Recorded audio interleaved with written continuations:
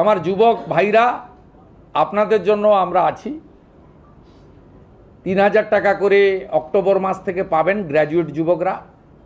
আর যারা গ্র্যাজুয়েট নন, যারা ন্যূনতম শিক্ষা বা একটা শিক্ষা নিয়েছেন তার পূর্ণাঙ্গ গাইডলাইন আমরা বের করব, তারা 2000 টাকা করে পাবেন।